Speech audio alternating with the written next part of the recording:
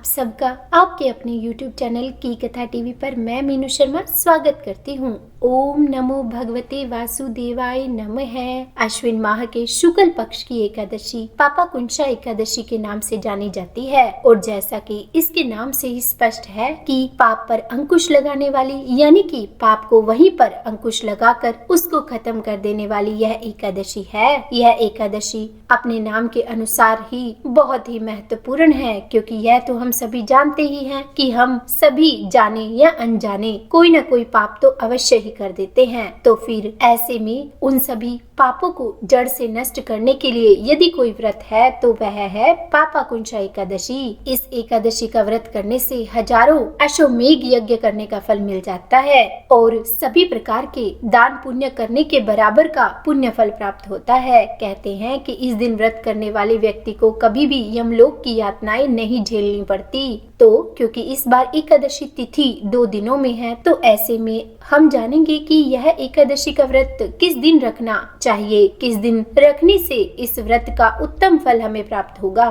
तो अब क्योंकि एकादशी तिथि प्रारंभ होगी 24 अक्टूबर मंगलवार की दोपहर 3:15 पर और समाप्त होगी 25 अक्टूबर बुधवार की दोपहर 12:33 पर, तो ऐसे में धार्मिक मान्यताओं के अनुसार जो द्वादशी युक्त एकादशी होती है उसे ही करने से उत्तम फल की प्राप्ति होती है। एवं उदय तिथि के हिसाब से भी यह व्रत 25 अक्टूबर बुधवार के दिन ही किया जाएगा। इस दिन सूर्योदय का समय रहेगा सुबह 6:32 एवं सूर्यास्त का समय रहेगा शाम 5:49। ब्रह्म मुहूर्त होगा सुबह 4:56 से लेकर 5:44 तक और अमृत काल का समय रहेगा सुबह 6:53 से लेकर 8:21 तक और इस दिन राहु काल का जो समय होगा वह होगा दोपहर 12 बजे से 1:30 बजे तक। और जो द्वादशी तिथि है वह प्रारंभ होगी 25 अक्टूबर बुधवार की दोपहर 12:33 पर और समाप्त होगी 26 अक्टूबर गुरुवार की सुबह 9:44 पर। और अब क्योंकि द्वादशी के शुरू होते ही जो हरिवासर का समय है वह प्रारंभ हो जाता है और यह इसी दिन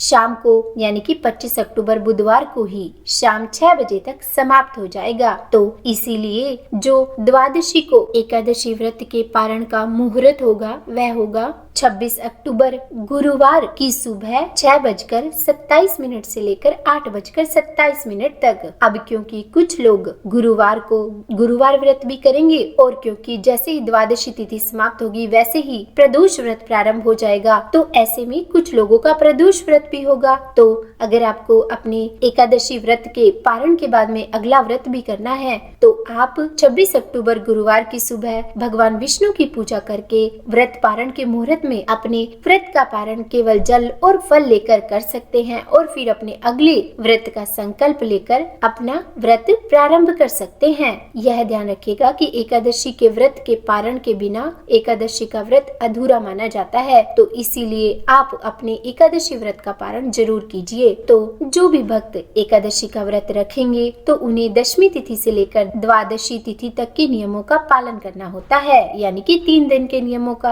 अब इस बार जो दशमी तिथि के नियमों का पालन है वह 24 अक्टूबर मंगलवार को किया जाएगा और इसी दिन विजयदशमी यानी कि दशहरे का त्योहार भी मनाया जाएगा। तो आपको इसी दिन तुलसी के पत्ते तोड़कर रख लेने हैं और फिर एकादशी को सुबह उठकर स्नान आदि करके अपने व्रत करने का संकल्प लेना चाहिए और उसके बाद भगवान विष्णु की पूर्णतः विधि विधान से पूजा अर्चना करनी चाहिए और फिर पूरे दिन उपवास रखना चाहिए। कहते हैं इस व्रत को रखने वाले भक्त को रात में श्री विष्णु सहस्त्र नाम का पाठ भी करना चाहिए और रात्रि जागरण भी करना चाहिए और फिर द्वादशी तिथि को शुभ मुहूर्त में अपने व्रत का पारण कर लेना चाहिए। और हाँ, व्रत का पारण करने से पहले किसी ब्राह्मण को दान अवश्य दें। तो आप ब्राह्मण को अन्न धन किसी का भी दान दे सकते हैं। ब्राह्मण के न मिलने पर किसी जरूरतमंद को भी आप दान दे सकते हैं। कहते हैं इस पापाकुंशा एकादशी पर भगवान विष्णु पर शहद का अभिषेक करना चाहिए और उन्हें शहद चढ़ाना चाहिए। ऐसा करने से व्यक्ति के सभी तरह के रोग